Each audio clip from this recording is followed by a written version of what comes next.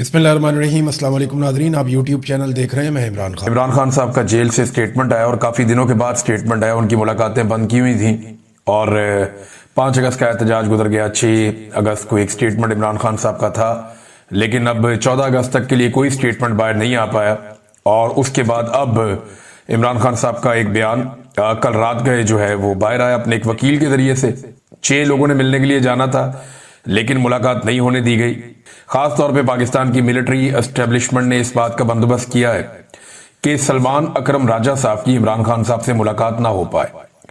सलमान अकरम राजा साहब को इमरान खान साहब खास तौर पे मिलना चाहते हैं। उनके जरिए से वो पार्टी के जो रियल मामला आते हैं उनको चलाना चाहते हैं, लेकिन सलमान अकरम राजा साहब को मिलने नहीं दिया जा रहा। बहुत सारे और लोग हैं वो भी नहीं मिल पा रहे। बहरहाल एक वकील अंदर गए, वो मिलकर वापस आए और उन्होंने बताया कि इमरान खान साहब ने क्या कहा। अब उनके जरिए से मालूमात इमरान खान साहब तक पहुंची हैं। टीवी है नहीं उनके पास और अखबारात भी उनको नहीं दिए जा रहे, तो बाहर की मालूमात इमरान खान साहब के पास नहीं है। और जो मालूमात इमरान खान साहब को दी गई वो इसी तरह मिलनी थी कि वकील मिलने के लिए गया, उसने कोई बात बता दी।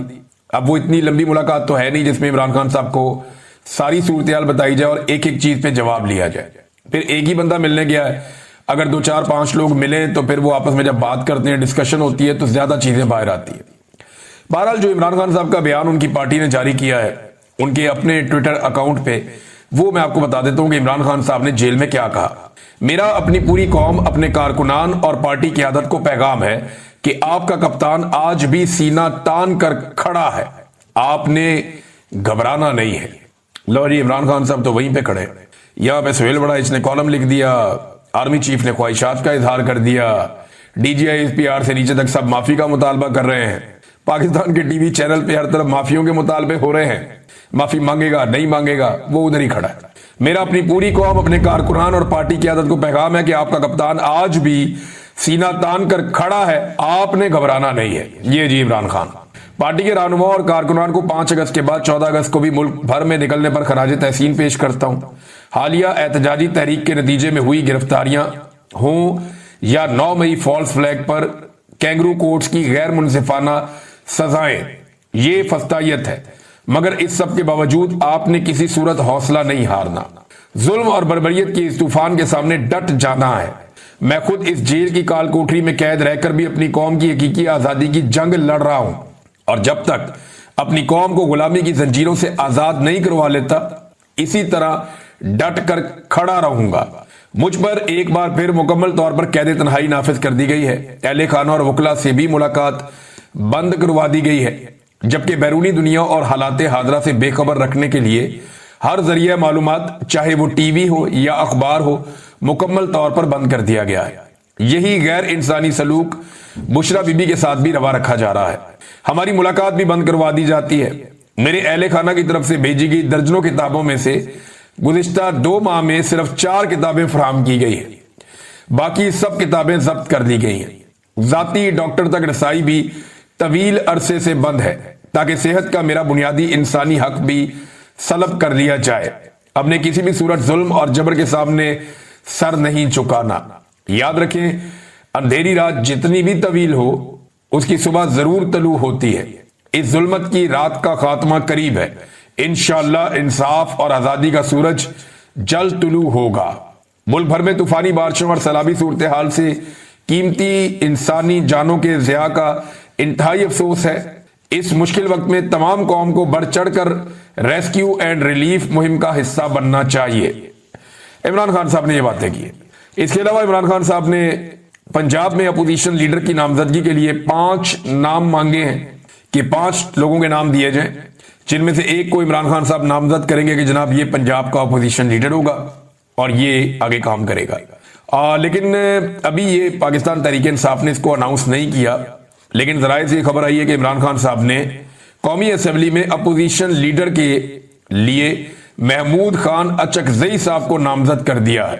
और बहुत सारे लोग जो है पाकिस्तान तहरीक इंसाफ में वो बेचारे पर तोड़ रहे थे कि उमर अयूब साहब के बाद वो बन जाएंगे, किसी को लगता था वो बन जाएगा, तो बहुत सारे लोगों ने पर तोले हुए थे कि वो अपोजिशन लीडर बनेगा।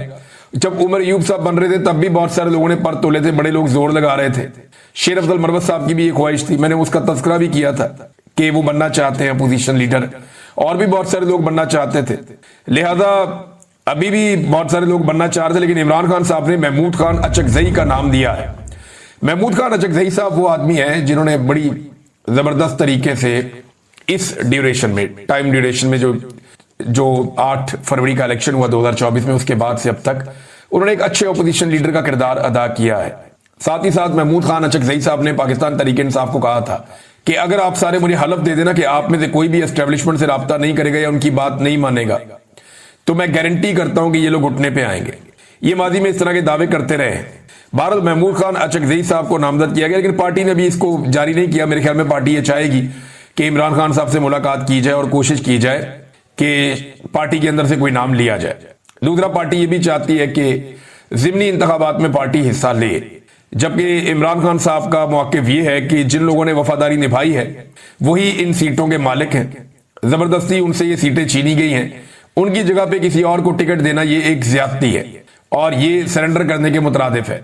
हम इन फैसलों को मानते ही नहीं है, और जब अपने उम्मीदवार हम खड़े करेंगे तो ये इन फैसलों को मानने के मुतरादिफ होगा। अब एक सोच ये है। दूसरी ये है कि कभी भी मैदान खाली नहीं छोड़ना चाहिए, और पीटीआई के पास कोई बंदों की कमी नहीं है। अगर एक बंदा हटाएंगे तो दूसरा आएगा, दूसरे के बाद तीसरा आएगा। तो एस्टेब्लिशमेंट को यह पता चलना चाहिए कि हर जगह पाकिस्तान तहरीक इंसाफ मुज़ामत कर रही है या मुकाबला कर रही है। तो दूसरी सोच ये है। दोनों चीजें मैंने आपके सामने रख दी। अभी इमरान खान साहब का ये हतमी फैसला होगा, उस हवाले से इमरान खान साहब ने कोई मौक़िफ़ बताया है जो पार्टी को बताया गया है। अब पार्टी जो फैसला करेगी वो फिर आपके सामने अगले चंद दिन में आ जाएगा। नाज़रीन, अडियाला जेल में इमरान खान साहब की बहनों को भी नहीं जाने दिया गया, क्योंकि जो भी सख्त पैगाम होता है वो इमरान खान साहब अपनी बहनों के जरिए से बाहर भेजते हैं, और जब कोई सख्त पैगाम बाहर आता है तो उसके सख्त किस्म के असरात भी होते हैं। लिहाजा उनकी बहनों को इमरान खान साहब से मुलाकात करने नहीं दी गई। अडियाला जेल के बाहर पुलिस ने बहुत बदतमीजी की है, बड़ी गालम गलोच हुई, कारकुनों को लाठीचार्ज किया गया, उन्हें उठाकर वैनों में डाला गया और फिर उन्हें बाकायदा गिरफ्तार करके वहां से ले गए। मुझे लगता है कि ये जो बदतमीजी की गई है जेल के बाहर, ये बदला लिया जा रहा है उस दुर्गत का या उस इज्जत अफजाई का जो जापान में टिकटॉकर्स की हुई है पाकिस्तानियों के हाथों। क्योंकि पाकिस्तानियों ने जापान में टिकटॉकर्स की बड़ी टका के इज्जत अफजाई की है, और यानी ये इनको इस सूरत का सामना क्यों करना पड़ रहा है? जाली हुकूमत है ना, इनके पास मैंडेट नहीं है तो लोग रिएक्ट करते हैं। अगर कोई हुकूमत मैंडेट के साथ हो और वो जाए और उनके ऊपर लोग ऐसे करें तो हमेशा उसकी मजम्मत करनी चाहिए। लेकिन ये लोग, इनके पास मैंडेट ही नहीं है, और जब मैंडेट नहीं है तो लोग रिएक्ट करते हैं कि जब इनको तो हमने वोट ही नहीं दिया, ये कहां से हमारे पैसों से फिर रहे हैं, हमारे पैसे लेकर कहां पे घूम रहे हैं। तो वो उनको ऐसे देखते हैं जैसे कोई चोर जा रहा है, फिर वो इनके साथ ज्यादती करते हैं। बहरहाल, और दूसरा जो माफी वाली एक ख्वाहिश का इजहार किया गया या करवाया गया सुहेल वड़ाइच साहब के जरिए से। नाज़रीन, इमरान खान साहब ने कहा था कुछ अर्सा पहले कि उनको बार बार पेशकश की जाती है। कभी कहा जाता है पाकिस्तान से बाहर मुंतकिल कर देते हैं, कभी कहा जाता है बनीगाला मुंतकिल कर देते हैं, कभी कहा जाता है कि आपको जनाब आजाद कर देते हैं। यानी बार बार इमरान खान साहब को डील ऑफर की जाती है और इमरान खान साहब इनकार कर देते हैं। आज से कुछ अर्सा पहले मोहसिन नकवी ने इमरान खान साहब को मुखातिब करते हुए ये ट्वीट किया था कि इमरान खान साहब बताएं आपको किसने डील ऑफर की है। कोई आपको डील ऑफर नहीं की, और बड़ी बड़ी बातें कर गया मोहसिन नकवी उसी एक ट्वीट के अंदर। लेकिन आज मोहसिन नकवी जिन पार्टियों का मरहून मिन्नत है या जिनकी वजह से मोहसिन नकवी आज सेनेटर बना हुआ है, उनके अहम तरीन रहनुमा वफाकी वजीर तारक फजल चौधरी साहब ने स्टेटमेंट देके मोहसिन नकवी को झूठा साबित कर दिया और इमरान खान को सच्चा साबित कर दिया। तहरीक इंसाफ दरखास्त देकर इमरान खान साहब को बनीगाला मुंतकिल करवा ले, यानी तहरीक इंसाफ दरखास्त दे, इमरान खान को बनीगाला मुंतकिल कर देंगे। हम पहले भी पेशकश कर चुके हैं, इमरान खान ने अभी तक दरखास्त नहीं दी। ये वफाकी वजीर तारक फजल चौधरी साहब कह रहे हैं। यानी नवाज शरीफ साहब को अस्पताल पहुंचाना हो तो ये घुटनों पे बैठ जाते थे पीएमएलएन वाले, पाकिस्तान से बाहर पहुंचाना हो तो 50 रुपए के स्टाम्प पेपर के ऊपर निकाल देते थे। हमेशा नवाज शरीफ ने डील की है, आसिफ अली जरदारी ने डील की है, लेकिन इमरान खान डील नहीं करना चाहते। वो अपनी जात के लिए डील नहीं करना चाहते। वो कहते हैं एस्टेब्लिशमेंट आए बैठे बात करे, उन्होंने निकलना कैसे है बाहर, हम इलेक्शन करवा के पाकिस्तान खुद संभाल लेंगे।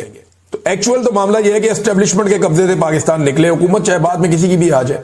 यानी अभी मकबूलियत अगर पीटीआई की है तो एक आधी हुकूमत उनकी बन जाएगी, अगर डिलीवर करेंगे तो दोबारा बनेगी, नहीं करेंगे तो पीपल्स पार्टी की या पीएमएलएन की बन जाएगी। ये ऑब्वियस है, पॉलिटिकल पार्टीज एक के बाद एक हुकूमतें बनाते रहते हैं। प्रॉब्लम यह है कि एस्टेब्लिशमेंट का कोई सियासत में किरदार नहीं होना चाहिए, लेकिन बदकिस्मती से वो सियासत में किरदार अदा करते हैं। अब एक मरतबा फिर जो है वो साबित हो गया कि इमरान खान साहब ने जो कहा कि उनको बार बार पेशकश की जाती है, वो इमरान खान साहब की बात दुरुस्त थी। मोहसिन नकवी साहब ने गलत बयानी से काम लिया था। ये तारक फजल चौधरी साहब के स्टेटमेंट से ये पता चलता है। देखिए, मैं आपको ये बता देता हूं जो मेरे पास इंफॉर्मेशन है कि एस्टेब्लिशमेंट इमरान खान साहब से बात करना चाहती थी। एस्टेब्लिशमेंट ने यह फैसला भी कर लिया था कि यास्मीन राशिद साहिबा को छोड़ दिया जाएगा, पब्लिक का बहुत प्रेशर था, और शाह मोहम्मद कुरैशी साहब को भी रिहा कर दिया जाएगा। सीबीएम हो रहे थे जिन्हें आप कॉन्फिडेंस बिल्डिंग मेजर्स कहते हैं। ये चीजें चल रही थी मई से पहले। वो जो फायदा हुआ तो मिलिट्री एस्टेब्लिशमेंट को थोड़ी सी ऑक्सीजन मिल गई पब्लिक में, तो उन्होंने वो फैसला अपना तब्दील कर लिया। जहां पे वो उस वक्त पाकिस्तान तहरीक इंसाफ की मिन्नतें कर रहे थे बातचीत करने के लिए और रास्ते निकालने की बात कर रहे थे। मैंने आपको बताया भी था एक वीलॉग में कि मुझे तक राब्ता करके एक दो लोगों ने यह दावा किया कि जनाब बड़ी जल्दी हालात ठीक हो जाएंगे, मिलिट्री एस्टेब्लिशमेंट अपने आप को सियासत से अलग कर लेगी। तो मैंने उस वीलॉग में भी ये कहा था कि जब तक ये नहीं कर लेंगे तब तक हमें यकीन नहीं करना चाहिए। ये कहानियां ही होती है। लेकिन फिर जब इंडिया और पाकिस्तान का मार्का हुआ, इन्हें थोड़ी सी ऑक्सीजन मिल गई पब्लिक के अंदर, या पब्लिक के अंदर इनकी गेम बेहतर हो गई, तो इन्होंने साथ ही कहा जी नहीं, अब कोई मुज़ाकरात नहीं, कोई चीज नहीं, फौरन ये पॉइंट ऑफ नो रिटर्न पे वापस पहुंच गए। लेकिन अब दोबारा से उनके हालात पतले होना शुरू हो गए हैं। आजकल खबरें ये दी जा रही हैं या दिलवाई जा रही हैं, लेकिन खबरें आ रही हैं। खबरें ये दी जा रही हैं कि हुकूमत और एस्टेब्लिशमेंट में कुछ प्रॉब्लम्स क्रिएट हो गए हैं। एस्टेब्लिशमेंट के जो करीबी लोग हैं जैसे कि मोहसिन बेग साहब हैं या इस तरह के और कोई सहाफी हैं, वो अब हुकूमत के ऊपर खासतौर पर पंजाब हुकूमत पे और इधर उधर तनकीद करना शुरू हो गए। लेकिन इसका मतलब हरगिज ये नहीं लेना चाहिए कि आसिम मुनीर साहब नवंबर में घर जा रहे हैं। ये मेरे ख्याल में कबल वक्त होगा। नवाज शरीफ के बारे में आप कोई प्रिडिक्ट तो नहीं कर सकते। नवाज शरीफ का प्रॉब्लम है कि वो अपने अलावा किसी और को ताकत के किसी ओहदे के ऊपर बैठा हुआ नहीं देख सकता। नवाज शरीफ के लिए ये बर्दाश्त करना भी बहुत मुश्किल है कि मेरा भाई वजीर आजम पाकिस्तान बना हुआ और मैं क्यों नहीं बना। यानी इनका शरीका भी होता है ना। ये लास्ट टाइम जब बनाना था तो शाहिद खाकान अब्बासी को बना दिया था नवाज शरीफ साहब ने, शहबाज शरीफ साहब को नजरअंदाज किया था। ये एक नवाज शरीफ साहब का प्रॉब्लम तो है कि वो किसी जर्नैल को, किसी सियासतदान को अपने से ऊपर नहीं देख सकते। उन्हें मुकम्मल ताकत पसंद है। दूसरा एक और चीज भी आपको ज़हन में रखनी पड़ेगी कि मौजूदा जो आर्मी चीफ है इसने ट्रंप के साथ अच्छे ताल्लुकात बनाए हैं। और एक बात और भी देखें कि जो डीजी आईएसआई है, तो क्या वाकई आसिम मुनीर साहब नवंबर में घर चले जाएंगे? तो मेरे ख्याल में ये इस तरह की चीजें बाद वक्त फैलाई जाती हैं ताकि थोड़ा सा जो लोगों के अंदर एक मोमेंटम बन रहा है या रिएक्शन आ रहा है, लोग थोड़े मुतमईन हो जाए। लोगों को जब लगता है कि वो बगैर लड़े जीत सकते हैं तो वो लड़ाई का इरादा तर्क कर देते हैं। बाद वक्त ऐसी चीजें इसलिए भी फैलाई जाती हैं। कोई वजह नहीं है कि इस तरह के किसी प्रोपेगेंडा पे भरोसा किया जाए। हर जमहूरियत पसंद को आसरा दिया जाता है वक्ती तौर पे और फिर वक्त भी निकल जाता है। आजकल नून लीग और पीपल्स पार्टी वालों को आप देख रहे हैं ना, वो आपस में नूरा कुश्ती कर रहे हैं। ये नूरा कुश्ती है। जैसे ही इमरान खान मैदान में आएगा आप देखिएगा ये दोनों मिलकर इलेक्शन लड़ेंगे। जैसे ही इमरान खान मैदान में आएगा आप देखिएगा ये इकट्ठे हो जाएंगे और ये इमरान खान के दुश्मन बन जाएंगे और ये एक साथ मिलकर इमरान खान को मारेंगे। ये नूरा कुश्ती इसलिए कर रहे हैं कि अपने अपने हलकों में अपने अपने लोगों को थोड़ा सा एक्टिवेट करें, क्योंकि इनके कारकुन की अब ये कैपेसिटी रही नहीं कि वो पाकिस्तान तहरीक इंसाफ का मुकाबला करे या उनके बयानिए का मुकाबला करे। लेकिन एक दूसरे के बयानिए का मुकाबला ये कर सकते हैं। तो इसलिए कारकुन को मुतहर्रिक करने का इन्होंने एक नया तरीका निकाला है, उस पर आजकल काम कर रहे हैं। राणा सनाउल्लाह का एक बयान आया, उसको आप नजरअंदाज नहीं कर सकते इस मौके पर, क्योंकि थोड़ा अजीब बयान है। उन्होंने कहा जी फील्ड मार्शल आसिम मुनीर के होते हुए सियासतदानों ने अगर मौका गवा दिया और मसाइल हल ना किए तो शायद कल कोई ऐसा आ जाए जो उनको मौका ही ना दे। मेरी बात याद रखें। ये राणा सनाउल्लाह साहब ने बात की। इसके तीन पहलू हैं। नंबर एक तो ये है कि फील्ड मार्शल के जाने के बाद यानी इनके होते हुए सियासतदानों ने मौका गवा दिया और कोई नया आ गया। इसका मतलब यह है कि राणा सनाउल्लाह साहब एक इशारा दे रहे हैं या फूड फॉर थॉट दे रहे हैं। जैसे कि मैंने पीछे आपको बताया भी, हो सकता है वो सोचने के लिए लोगों को एक मुहैया कर रहे हैं कि जनाब ये इस तरह सोचो कि फील्ड मार्शल जा भी सकता है। अब फील्ड मार्शल बनने का फायदा क्या, जब जाना ही था तो जाने वाने का इरादा तो किसी का नहीं। इस कुर्सी पे जो आता है वो जाता नहीं है, उसे भेजना पड़ता है। आज तक आर्मी चीफ की कुर्सी पे जो भी आया वो गया नहीं, उसे भेजा गया। आसिम मुनीर साहब भी जाने के नहीं है, उनको भेजना पड़ेगा। इमरान खान साहब के बारे में ये जो खबरें आ रही हैं कि उन्हें छोड़ दिया जाएगा 1 महीने में, 1.25 महीने में। अब एक दिन और गुजर गया और एक दिन और गुजर गया तो पीछे आपके जो दिन रह गए हैं वो और कम होते जा रहे हैं। तो पाकिस्तानी तो एक एक दिन करके गिनेंगे जो अपने लीडर की कैद का इससे के बाद मंजरे आम पर आए। मुराद सईद ने इंटरव्यू दिया शहजाद अकबर साहब को। इंटरव्यू वैसे सुनने वाला है। आप सबसे मेरी गुजारिश है कि आप शहजाद अकबर साहब के चैनल पे जाकर मुराद सईद का इंटरव्यू जरूर सुने। उसमें आपको बहुत सारी वो चीजें पता चलेंगी जो आपको शायद पहले आइडिया नहीं था। मुराद सईद ने अभी भी, क्योंकि मेरी मुराद सईद से बात हुई थी और मुराद सईद के पास जो हकायक हैं और बहुत सारी ऐसी चीजें हैं जो मुराद सईद ने अभी भी अपने दिल में रखी हुई हैं और उसने उन चीजों से पर्दा नहीं उठाया। देखिए, जितना मर्जी पाकिस्तान तहरीके इंसाफ को मार पड़ी है, एक बात तो सबको माननी पड़ेगी कि उन्होंने बहुत सारी ऐसी चीजें जो वो कर सकते थे, कह सकते थे, उन्होंने वो कहने से गुरेज किया। और इसलिए नहीं कि वो डरते हैं, उन्होंने इतनी बड़ी टक्कर ली हुई है, डर की वजह से नहीं, इन लोगों ने पाकिस्तान की इज्जत की वजह से बहुत सारी चीजों पे खामोशी, इमरान खान साहब भी खामोश रहे, मुराद सईद जो है उन लोगों में से एक है, और भी पाकिस्तान तहरीके इंसाफ के बहुत सारे लोग हैं। अभी मुराद सईद ने बहुत सारी बातें नहीं बताई, लेकिन जो बताया वो तल्ख हकायक है जो पाकिस्तान के अंदर हुआ, कि कैसे पाकिस्तान में लंदन प्लान के जरिए से एक मिलिट्री जर्नल और पॉलिटिकल पार्टी के बीच में मुआहदा होता है, फिर कैसे अमेरिका को बीच में लाया जाता है, फिर किस तरीके से पाकिस्तान में दहशतगर्दी को बाय डिजाइन लाया गया, और किन हालात का सामना इमरान खान ने और मुराद सईद ने किया। और अब इमरान खान को खामोश रखने या खामोश करवाने के पीछे असल कहानी क्या है, अफगान पॉलिसी पाकिस्तान ने क्यों बदली। फिर उन्होंने बताया कि ग्रेटर इसराइल के मंसूबे के तहत बोर्ड ऑफ पीस में पाकिस्तानी शामिल हो गए। ये आप इंटरव्यू सुने, आपको बहुत सारा कुछ उस इंटरव्यू के अंदर मिलेगा। नाजरीन, अब पाकिस्तान के अंदर जो है ना, बातें बहुत बड़ी बड़ी की जाती है, बहुत बड़ी बड़ी बातें की जाती है कि हमने ये कर दिया, हमने वो कर दिया। हकीकत क्या है, मैं एक तहरीर पढ़ रहा था और उसमें वो हकीकत जो है वो सबसे आसान अल्फाज में नजर आती है। वो कहते हैं पेट्रोल और डीजल की कीमतें कितनी बढ़ानी है, ये फैसला तो IMF करता है। रूस और ईरान से सस्ता तेल लेना या नहीं लेना, इसका फैसला अमेरिका करता है, और दुनिया के फैसले हम करते हैं। यानी हम बेवकूफ हैं। ये अवाम जो है ये रोटी को चोची कहते हैं कि तुम कहोगे जनाब हमारी बड़ी इज्जत बढ़ रही है। हर जगह पे हमारा वजीर आजम जो है वो डोनाल्ड ट्रंप को सलूट मारता है, हमारा आर्मी चीफ जो है वो ब्रीफ केस लेके डोनाल्ड ट्रंप की खुशामद करने पहुंच जाता है। यार ये कोई तरीका तो नहीं है ना, ये मुल्क इस तरह तो नहीं चलते। और फिर आप कहते हैं बड़ी इज्जत मिल रही है। भाई, डोनाल्ड ट्रंप जैसा आदमी तारीफ पे तारीफ करता चला जा रहा है इसलिए कि उसको आपसे काम पड़ा हुआ है। इसके अलावा आपने कौम के लिए कुछ टका कमाया या कुछ सरमायाकारी पाकिस्तान में लेकर आए। कर्जे पाकिस्तान के बढ़ते चले जा रहे हैं, और पिछले 3-4 सालों में सबसे बड़ी कामयाबी की खबर पता क्या आती है पाकिस्तान में, कि जनाब पाकिस्तान को कर्जे की एक और किस्त मिल गई। ये है जनाब सबसे बड़ी कामयाबी। फिर ये सारे टाउट मिलकर एक दूसरे को मुबारकबाद देते हैं, मुबारक हो जी, कर्जा मिल गया, बहुत बड़ी माशी कामयाबी हो गई। पाकिस्तान तहरीके इंसाफ के दौर में IMF से बात करने के ऊपर पूरे पूरे आर्टिकल छाप दिए जाते थे, प्रोग्राम हो जाते थे कि आप गए क्यों, आप मिले क्यों। यहाँ पे कर्जे की किस्त लेने के ऊपर ये मुबारकबादें देते हैं। ये इनका उतरता हुआ निकाब पूरी कौम ने देखा। और अब अभी आप और देखेंगे, ये 28वीं आईनी तरमीम आ रही है। बिलावल ने जिस ब्रूट मेजॉरिटी का लफ्ज इस्तेमाल किया था ना, मैं हैरान हो गया था कि बेनजीर भुट्टो की रूह कब्र के अंदर तड़प गई होगी जो बिलावल ने किया था। डंडे वाली जमहूरियत और ब्रूट मेजॉरिटी, ये बिलावल ने अल्फाज इस्तेमाल किए थे। जिस ब्रूट मेजॉरिटी के साथ, जालिमाना मेजॉरिटी के साथ, ताकत के इस्तेमाल के साथ बिलावल ने आईनी तरमीम पास करवाई थी 26वीं और 27वीं, आज वही बिलावल फंसा हुआ है। पीपल्स पार्टी को सिंध में रगड़ा लगाया जा रहा है, नैब के जरिए से चुरे तेज कर दिए गए हैं। ये भी करप्शन पकड़ लेंगे, वो भी करप्शन पकड़ लेंगे, इनको बार बार धमकाया जा रहा है। इसमें ना एक बड़ी जबरदस्त सुहेल रशीद साहब ने खबर दी है, और ये इसमें 4-5 खबरें एक साथ हैं उनकी एक ही खबर में, कि किस तरीके से अब सिंध के अंदर बंद फाइलें खोली जा रही हैं, किस तरीके से नैब को दोबारा मुतहर्रिक किया जा रहा है, किस तरीके से पीपल्स पार्टी और उनके लोगों के इर्द गिर्द शिकंजा कसा जा रहा है।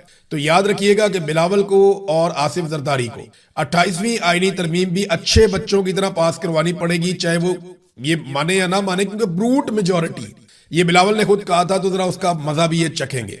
इन्हें वो सारा कुछ करना पड़ेगा जो जमहूरियत की नफी है, इन्हें वो सब कुछ करना पड़ेगा जिससे पाकिस्तान में सियासतदान कमजोर होंगे और पाकिस्तान की मिलिट्री एस्टेब्लिशमेंट मजीद मजबूत होगी। अब कुछ लोग ये बातें करते हैं कि फील्ड मार्शल आसिम मुनीर सदर पाकिस्तान बन जाएगा, और वो कोशिश कर रहे हैं कोई आईनी तरमीम करके सदर पाकिस्तान बन जाए। कुछ भी बन जाए, ये मुल्क नहीं चलना।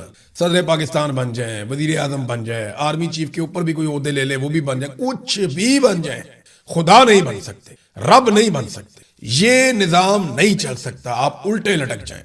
आपको इमरान खान से माफी मांगनी पड़ेगी, आपको इमरान खान के साथ जाकर बैठ के बात करनी पड़ेगी, कोई रास्ता आपको निकालना पड़ेगा। ये निजाम नहीं चलेगा। पाकिस्तानी बिगड़ गए, पाकिस्तानी नहीं बात मान रहे। नाजरीन, अब इंटरनेशनल खबरों की तरफ चलते हैं। डोनाल्ड ट्रंप ने जब से ईरानी तजावीज़ मुस्तरद की हैं, उसके बाद उन्होंने बात की नेतन्याहू से, और तब से लेकर अब तक जो इसराइल है उसने लबनान के ऊपर हमले बहुत तेज कर दिए। जो ताज़ा तरीन हमले हुए हैं लबनान पे,